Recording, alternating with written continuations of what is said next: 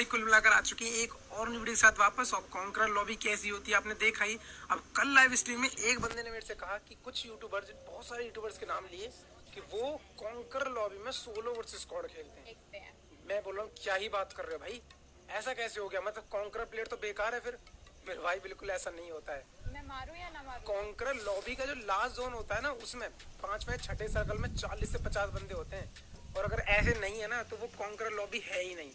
फिलहाल अब ये देखिए, कहने को तो मैं कह सकता हूँ कि एक कॉन्करर लॉबी है, लेकिन नहीं मेरे भाई, ये डायमंड एंड क्राउन की लॉबी है। अब देखिए, और ये मैच डुओ वर्सेस स्क्वाड का है। फिलहाल मैं उतरा, मेरे हाथ तो कुछ ही लगा, लेकिन मेरे टीममेट को भाई शॉट गन मिल गई।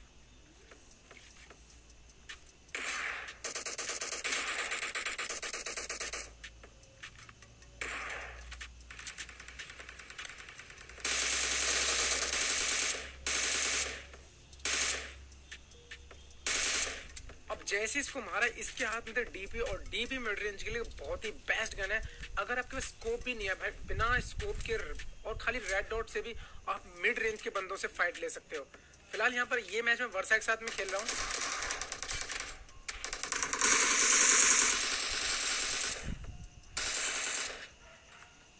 और ये भी बची। अब यहाँ पर लगातार 2 बंदों को नॉक किया, उसके बाद में सबसे पहले रिवाइव देना तो बनता है, क्योंकि ये एक बहुत अच्छा टाइम है इससे पहले कि उसका तीसरा या चौथा प्ले मेरे पे रश कर दे। फाइनली जैसे ही रिवाइव मिला, मैं थोड़ा सा आगे आया। अब नॉक प्ले को यहाँ पे फिनिश करने का एक ही रीजन है, अभी के लिए लूट भाई साहब।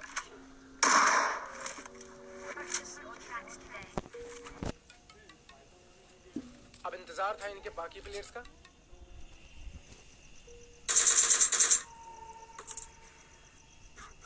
लेकिन कोई प्लेयर हमारे पास तो आया नहीं, लेकिन हमने इन्हीं को मार दिया। जैसे मैं यहाँ पे आया और वैनम को जरूरत थी फर्स्ट एड जिसकी, तभी ये शायद इसी का टीममेट था। मैंने इसको नॉक करके फिनिश किया, लेकिन तभी सामने कोई टैप टैप पे फायर करके फाइट कर रहा था। मैंने इधर से झांक के देखा तो पता चला कि ये तो भाई साहब दोनों बॉट हैं।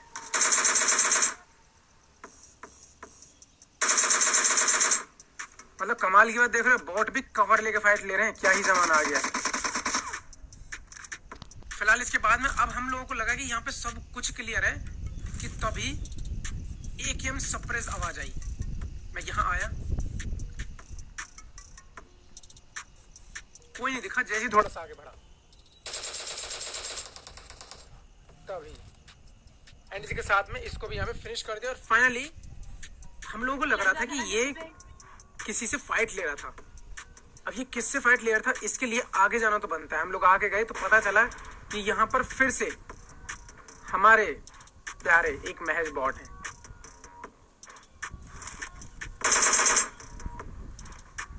और इनको भी इजीली मार दिया। अब देखिए, कॉन्करर लॉबी का कुछ एक ऐसा कारनामा दिखाता हूँ। वैसे फिलहाल इन लॉबीज में ऐसा कुछ होने की मेरे को बिल्कुल भी उम्मीद नहीं थी, और वो होती है कि पहले से ही आपको कैंप कर लिया जाए। ये देखिए, ये बंदा यूएस लेके यहाँ आ गया और कैंप करने लगा। देखो कहाँ पे, यहाँ सामने। और सही बताऊं तो रैंक पुशिंग लॉबी में ऐसा बहुत होता है। अब फिलहाल इसके बाद में हम लोग रोजोक आते हैं, और यहाँ भैया क्या ही गाड़ी रुकी मेरे से, लेकिन किस्मत अच्छी थी कि बंदे हमारी तरफ एम करके नहीं खड़े हुए थे। अब इधर वैनम ने एक बंदे को नॉक किया, तभी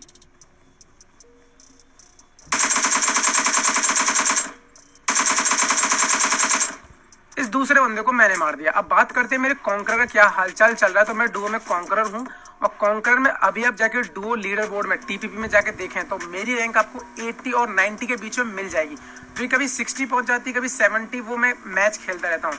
फिलहाल मेरे हाथ में थी M249, हमने यहाँ पे रश किया, और ये देखिए ये टीम।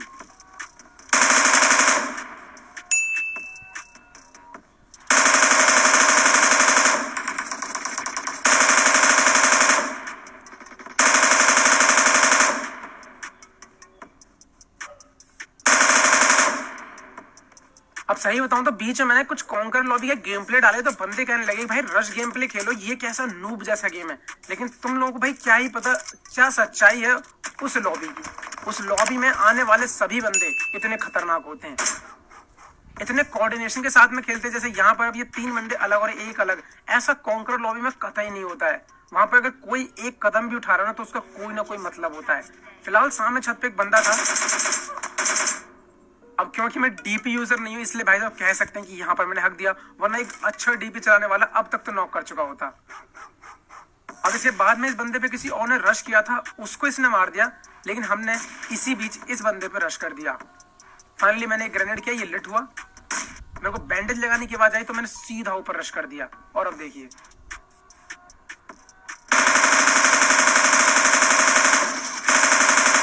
और भाई इसको बोलते एम असिस्ट की वॉल के जस्ट साइड में गोली मारी और बंदा वहां पर भी मर गया। तो ये पॉसिबल हो पाया है एम असिस्ट की वजह से। तो एम असिस्ट कभी कभी तो ठीक ठाक है, लेकिन कहीं कहीं मामलों में ये भाई साहब मामला खराब ही कर देता है।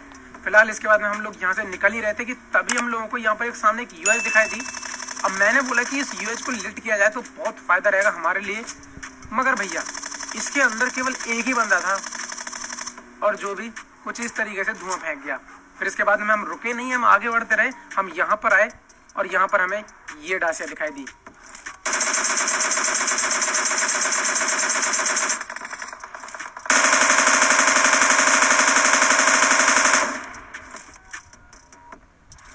अब भाई डीपी का जो बुलेट फायर रेट है वो इतना स्लो होता है कि आपकी गोली लगनी ही चाहिए बंदे पे, तब जाके डैमेज देगी, अदरवाइज खाली गई तो भैया मारे जाओगे। फिलहाल यहाँ पर मैंने उस यूएस को बहुत लेट कर दिया और जरूरत थी अपने दोनों एलएमजी गनों को रिलोड करने की। मैंने रिलोड किया और उसके बाद में हम यहाँ पर आए, गाड़ी मैंने एक बार दे दी वेनम को। और अब देखिए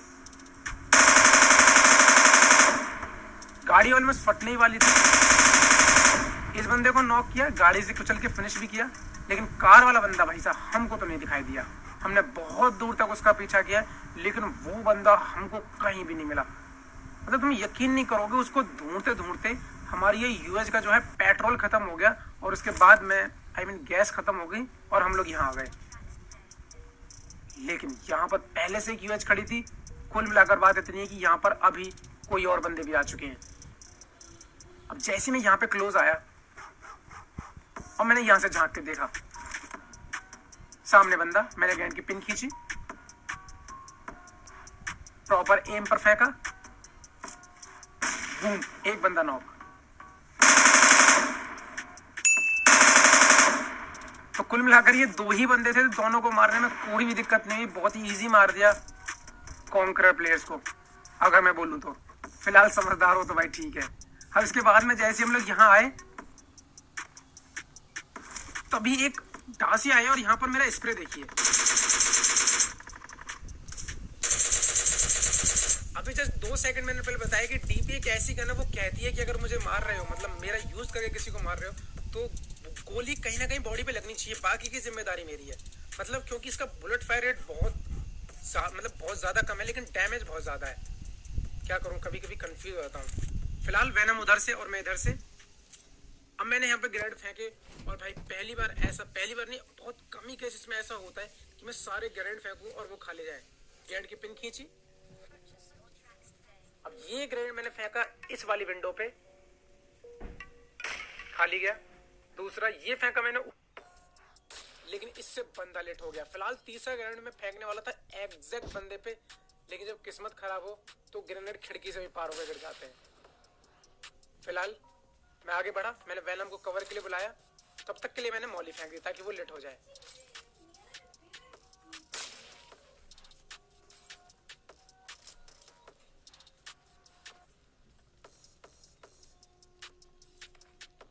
इनमें से एक बंदा नीचे कूदा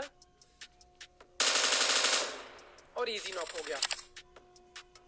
फिलहाल अभी ऊपर मेरे हिसाब से 1 या 2 ही बंदे थे, तो मैंने रश किया।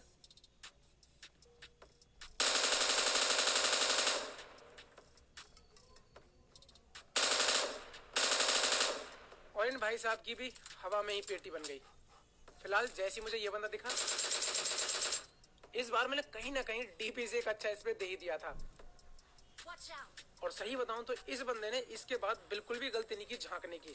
हाँ, मेरे को ही कुछ कदम उठाने पड़े कि मैं आगे गया, स्मोक किया मैंने, कुछ गलतियां भी की मैंने। स्मोक करते समय मेरे हेड पे उसने कुछ डीपी मार दी।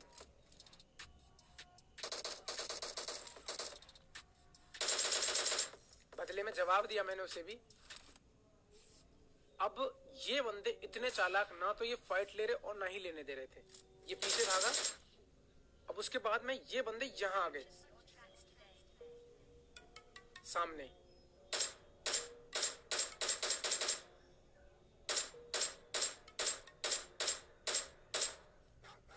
भाई साहब ने कार 98 चिपकाई।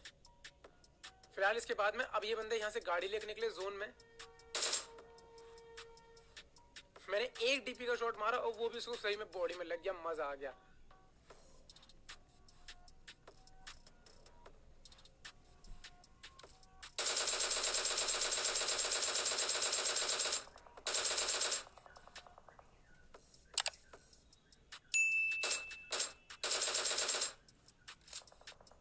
अब इसके बाद में एक बंदा मुझे बहुत दूर प्रोन दिखाई दिया, तो सबसे पहले तो भाई इसको मारते हैं।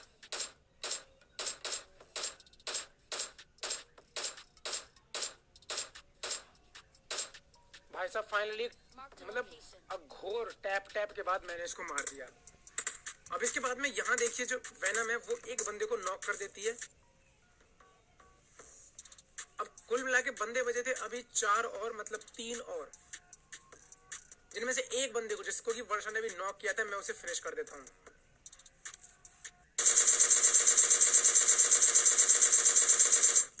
अब मुझे लगा कि इस गाड़ी को फोड़ देना चाहिए जो कि पहले से फूटी हुई थी। फिलहाल मुझे वो नॉक बंदा स्पॉट हुआ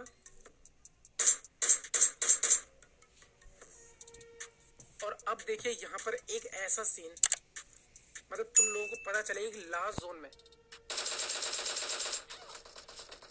अगर तुम नॉक हो जाओ तो तुम्हारा टीममेट तुम्हें कैसे बचाएगा।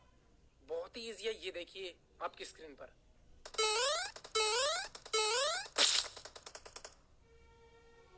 मस्त तरीका है ना ये उछल उछल के बचाने का। पुरोन होके स्मोक करना का अलग बात है यार, उछल के बचाना अलग बनता है। फिलहाल कैसा लगा आप लोगों को गेम प्ले जो कि